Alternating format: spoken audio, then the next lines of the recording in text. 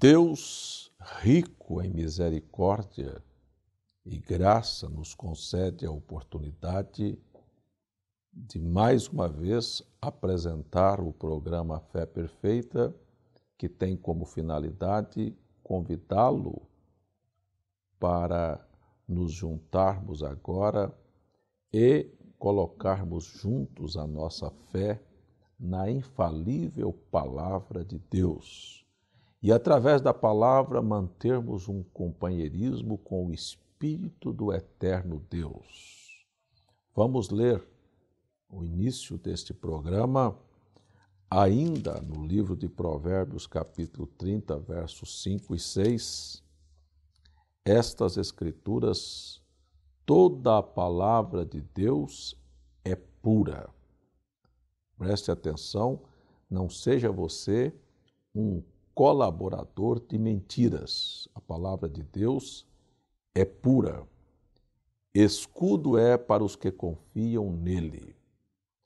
Nada acrescentes, está escrito no livro do Apocalipse, que aquele que acrescentar ou aquele que subtrair, o que subtrair será tirada a parte que lhe cabe da árvore da vida, e o que acrescentar será acrescentada às pragas que estão escritas nas profecias deste livro. Nada acrescentes às suas palavras, para que não te repreenda e sejas achado mentiroso, porque seja Deus verdadeiro e todo homem mentiroso. A Bíblia não foi produzida pela mentalidade humana. Deus, em sua sabedoria, colocou diante de nós a expressão do seu pensamento através de suas palavras, através de apóstolos e de profetas que não escreveram o que pensavam, ou o que queriam, ou o que imaginavam, mas simplesmente suas mãos e seus intelectos foram usados para transmitir o que estava no profundo do coração de Deus para nós. Portanto, a palavra de Deus precisa ser respeitada, e é o que ela não tem sido pela maioria que a conduzem e que dizem serem seus seguidores, ou seguidores de seus ensinamentos. Quero, neste programa, tomar aqui um exemplo, como eu disse no programa anterior, que a teologia, a filosofia e a religião e credos e dogmas afastam o homem e o colocam a milhões de quilômetros de distância de Deus. Quero agora, mais uma vez, afirmar, para você crer em qualquer coisa da Bíblia, você não pode tomar um texto isolado, porque o que Deus disser em um lugar, ele terá que confirmá-lo em todas as Escrituras. No programa de hoje, eu quero falar, como sequência do programa anterior, quando falei sobre a inexistência da Trindade, gostaria de perguntar aos meus telespectadores onde você pode sustentar que uma pessoa deve ser batizada nos títulos Pai, Filho e Espírito Santo. Será que esta doutrina pode concordar em número, gênero e grau com todos os versículos e relatos batismais registrados na Bíblia Sagrada? Eu quero desafiar aos meus telespectadores, inclusive aos pastores, a liderança da igreja que a transformou em um grande negócio lucrativo, para que possam me mostrar onde existe nas Escrituras um relato batismal realizado pelos apóstolos que fora usada as expressões Pai, Filho e Espírito Santo. Se você encontrar, eu ofereço a você um prêmio de R$ 80.000. Estou dando a qualquer pessoa que encontrar, onde isso não é propaganda enganosa, não. Estou desafiando para mostrar para você que sem sustentação bíblica não vale nada você estar metido em uma igreja e ter sido levado dentro das águas e molhado e com toda sinceridade vai lá e sai e depois dá dinheiro para pastores e padres para mentir e para enrolar e para adulterar a Bíblia para você. Só se você for tolo, ignorante e quiser ir para o inferno. Mas eu vou voltar aqui. Olha, o prêmio é para crentes, católicos, espíritas, para qualquer pessoa que estuda a Bíblia, para os evangélicos, para os pastores, para os padres, para o bispo, arcebispo. Mostre-me na Bíblia um relato batismal realizado pelos apóstolos que usara as expressões Pai, Filho e Espírito Santo e dou a você R$ 80.000. Mas se você não encontrar, tenha pelo menos a nobreza, a humildade e o senso cristão de se render ao argumento da Bíblia. Ou então você será achado mentiroso por ser um adúltero, um colaborador daqueles que adulteraram a Bíblia Sagrada. Mas eu quero tomar com você, por exemplo, o Velho Testamento é uma sombra do Novo Testamento.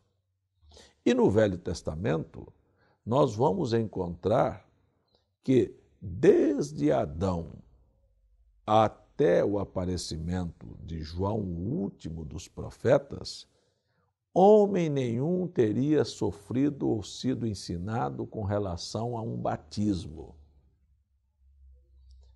Você sabe por que o mundo religioso não aceitou João como profeta?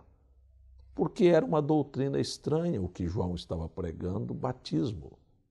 Olha, nem Isaías, nem Jeremias, nem Amós, nem Zacarias, nem Malaquias, nem Oséias, nem Miqueias, nem Naum, nem Abacuque, nenhum deles, nem o próprio Moisés falou em batismo. Como é que esse aparece agora comendo gafanhoto e mel silvestre e agora vestido com esta roupa dizendo que nós temos que ser batizados?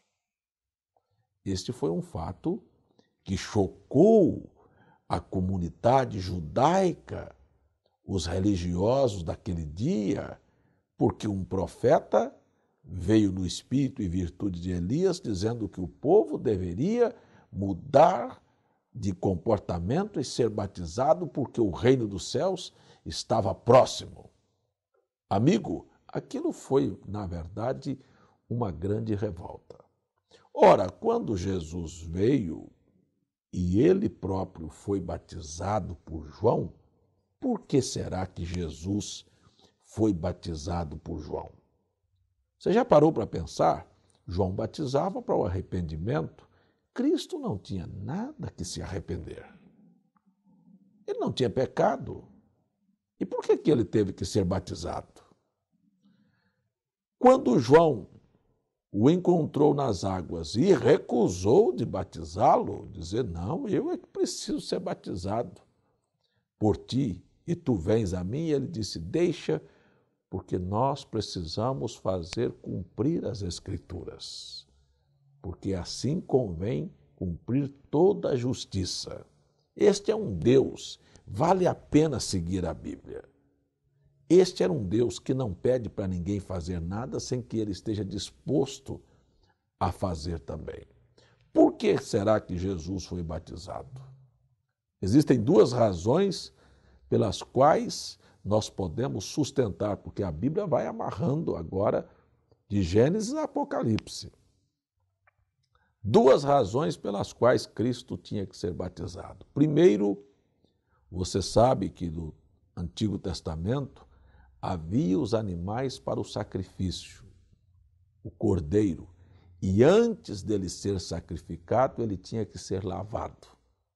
Ora, se aquilo era sombra e o real estava aqui, Os cordeiros do Antigo Testamento era apenas a figura de Cristo, que era o Cordeiro de Deus que tira o pecado do mundo.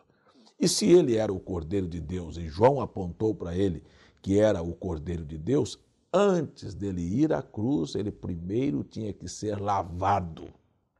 Então, para cumprir a figura que o Velho Testamento apontava, ele foi lavado nas águas, porque ele era o Cordeiro do sacrifício.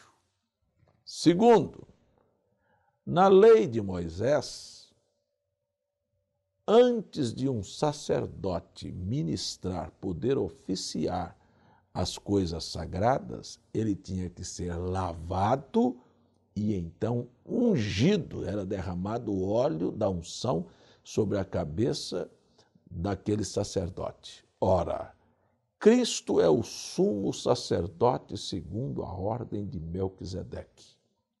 E como figura, se o Velho Testamento é a sombra, e você não pode ter a sombra de um cachorro se você não tiver o cachorro, então se ele era a sombra, aqui estava a verdadeira figura. Para Cristo oficiar os ofícios sacerdotais de intercessão, de compra, da redenção e fazer a mediação entre o homem e Deus, ele precisava ser lavado e ungido. Veja que até o Jordão ele é chamado de Jesus. Depois do seu batismo, ele é chamado de Jesus, o Cristo, que quer dizer o ungido, porque o Espírito de Deus o ungiu para evangelizar e cumprir Isaías 61, soltar da cadeia os presos e curar os enfermos e apregoar o ano aceitável da salvação. É assim que é a Bíblia. Uma coisa tem que se harmonizar à outra. Ele foi lavado porque era sacerdote, ele foi lavado porque era o Cordeiro. Mas qual é a figura do Velho Testamento para representar a vida do crente do Novo Testamento com o batismo? Nós encontramos que o processo de Deus remir a terra é o mesmo processo que Deus usa para redimir o homem, que é produto da terra. Você sabe que o homem foi feito do pó da terra, formado do pó da terra. Então, se Deus vai redimir a terra e usa o batismo, usou o batismo nas águas com Noé, o batismo de sangue no Calvário, e limpará o mundo através do grande batismo de fogo.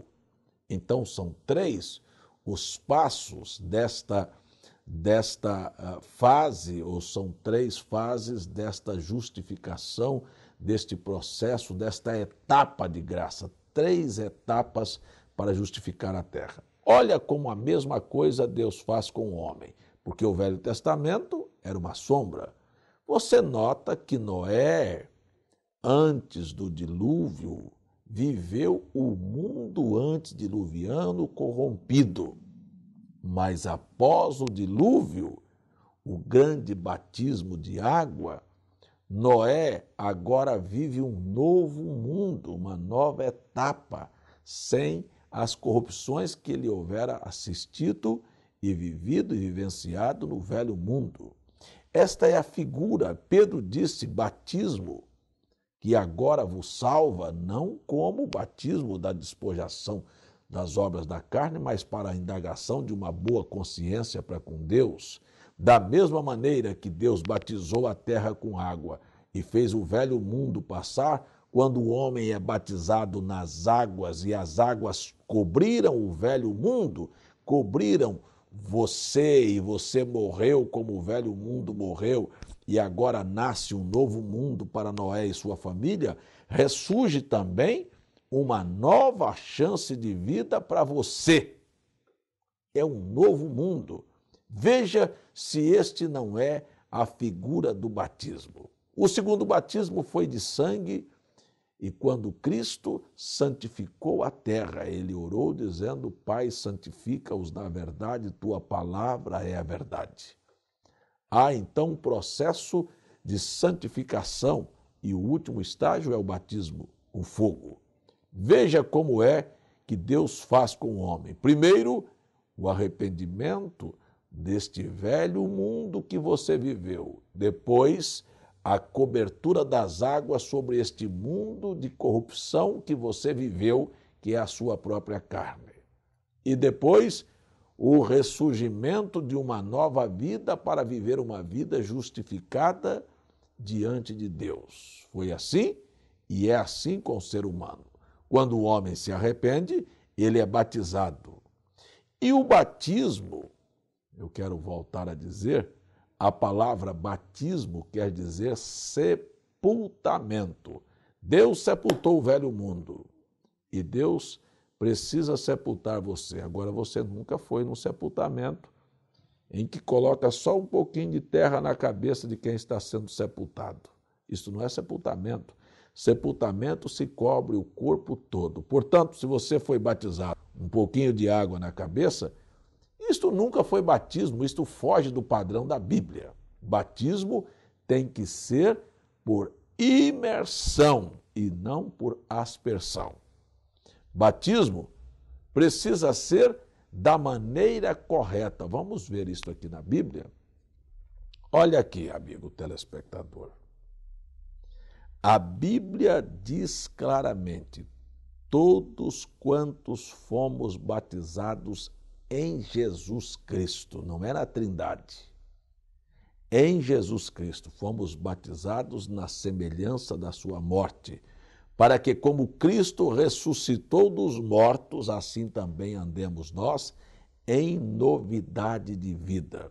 Cristo ressuscitou num corpo celeste que nem seus discípulos reconheceram que ele era aquele que viveu com eles, que curou na frente deles, que multiplicou pães e que o abençoou as multidões. Eles não reconheceram. Você conhece isso nas Escrituras.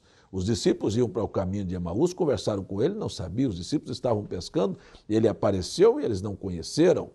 Então, novidade de vida. Vida nova, palavras novas, ações novas, roupas novas, sabe? Mentalidade nova. Isso é o que é batismo. É assim, sepulta-se o velho para começar de novo. Sepulta os seus pecados, suas palavras descaridosas, suas ações, seus adultérios, suas bebidas, seus fumos, suas falcatruas, e tudo isso é deixado para trás e te dá uma chance de iniciar uma nova etapa de vida. Isto é que é batismo em Jesus Cristo. Agora, nós vamos ver que eu estou falando da figura do batismo que tem que acontecer. Portanto, João vem e prega o batismo e causa um grande espanto. E quando Cristo morre, e agora dizendo que aqueles que seriam batizados em Cristo seriam batizados na semelhança da sua morte e do seu sepultamento e da sua ressurreição, então você olha as Escrituras e vê Jesus em São Mateus capítulo 28, verso 19, dizendo: chegou a hora de vocês irem por todo o mundo e pregar o meu evangelho e batizar em nome do Pai, do Filho e do Espírito Santo. Preste atenção. Preste bastante atenção, porque isto foi colocado aqui dentro da sabedoria de Deus para fazer muitos tropeçarem, escorregarem e caírem. Muito bem. Os discípulos, ao ouvir esta expressão de Cristo, diz as Sagradas Escrituras que seus entendimentos foram abertos para que eles compreendessem a Escritura. Se o batismo é a semelhança da morte e foi em Jesus Cristo, por que Pai, Filho e Espírito Santo? Será que Jesus estava pedindo para repetir as palavras Pai, Filho e Espírito Santo? Olhe na sua Bíblia. Olhe com os teus próprios olhos. Não seja cego ou não se faça de cego. Mas na sua Bíblia diz que deveria ser usado um nome. Ide, fazei discípulos de todas as nações, batizando-as em nome não são em nomes. É singular, do Pai, do Filho e do Espírito Santo. Ora, qualquer leigo, qualquer um sabe que Pai não é nome, que Filho não é nome e que Espírito Santo é aquilo que Deus é, um Espírito Santo.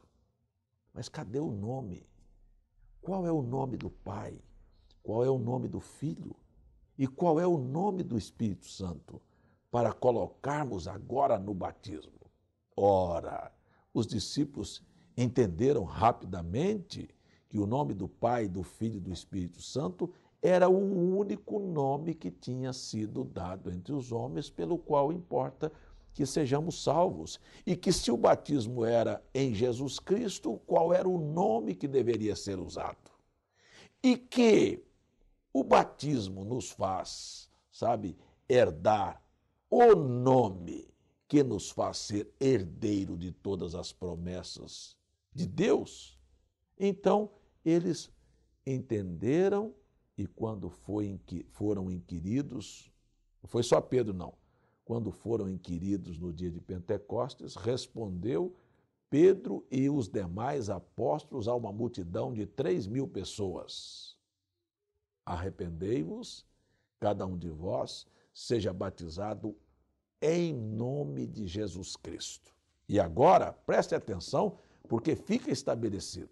Disse, e esta promessa é para, arrependei-vos, cada um de vós seja batizado em nome de Jesus Cristo para perdão dos pecados e recebereis o dom do Espírito Santo. E agora, estabelece, a promessa é para vós, vossos filhos, os que estão longe e tantos quantos Deus nosso Senhor chamar. Se você mudar o padrão, você está mudando a Bíblia e você vai ser achado mentiroso. Quer ver como vai ser achado mentiroso?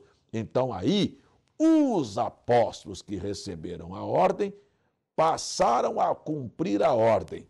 Aqui usaram o nome, não repetiram as palavras Pai, Filho e Espírito Santo, mas colocaram o nome. Olha aqui o nome, Pai, Filho e Espírito Santo, o nome é Senhor Jesus Cristo.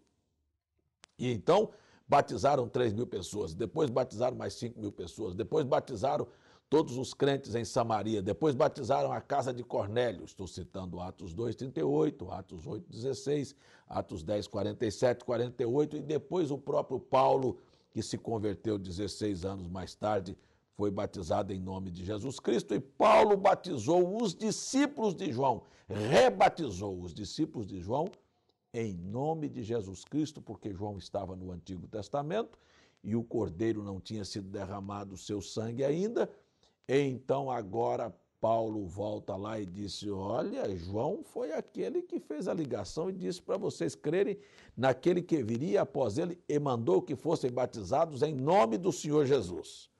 Então, todos os relatos da Bíblia, todos os relatos batismais da Bíblia, não é da Igreja Batista, Presbiteriana, da Assembleia Congregacional, do Catolicismo, todos da Bíblia. Agora, se você segue a Igreja Batista, Presbiteriana, Assembleia Congregacional, Adventista ou outra qualquer, você vai ficar com esta tradição da repetição, de te dar um banho usando as palavras repetidas Pai, Filho e Espírito Santo, sem usar o nome do Pai, do Filho e do Espírito Santo, e você continua nesta ignorância. Por isso eu disse, aonde é que você tem testemunho da Bíblia, de um crente da Bíblia que tenha sido batizado nos títulos Pai, Filho e Espírito Santo? Está na hora de desconfiar que uma doutrina antibíblica, que uma forma de batizar que não é conforme a Bíblia, deveria ser abandonada, mas precisa ter coragem.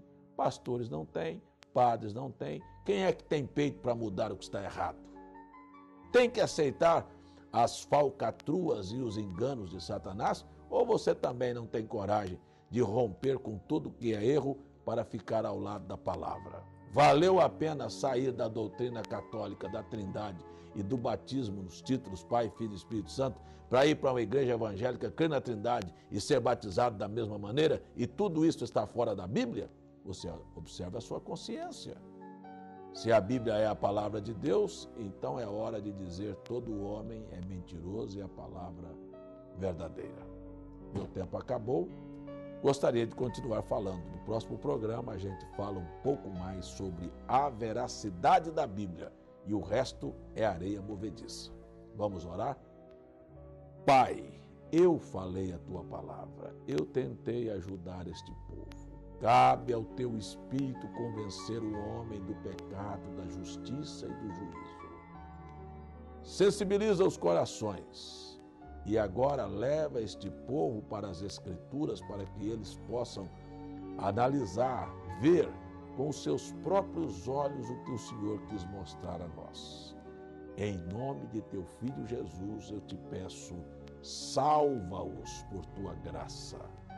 Amém e amém, Senhor. Queremos agradecer sua audiência. Queremos dizer a você que estes estudos estão disponibilizados através de DVDs, de CDs de literaturas que enviamos sem fins comerciais, enviamos gratuitamente. Como é que é? Sem um centavo de custo. Você não paga nem o porte do correio. A única coisa que você precisa fazer é nos mandar uma carta solicitando esses estudos bíblicos, ou nos telefonar, ou então nos mandar um e-mail. Nosso e-mail é feperfeita@gmail.com, nossos telefones 83-3222-4171 ou 83-3222-7360 e nossa caixa postal 3045 João Pessoa, Paraíba, sempre à sua disposição. Queremos também lembrá-lo que estamos 24 horas no ar através da TV Fé Perfeita, www.feperfeita.org.br. E que transmitimos ao vivo nossos cultos às terças e quintas-feiras às 19h30 e todos os domingos às 9 horas pela manhã. Se o Senhor nos permitir, estaremos de volta aqui por esta emissora, neste mesmo horário, apresentando Fé Perfeita. Deus te abençoe. Jesus Cristo é o nome do meu Deus. Não há outro no qual haja redenção. Que tua vida em minha vida venha morar. Que tuas obras possa eu manifestar. Ó Senhor, encha-me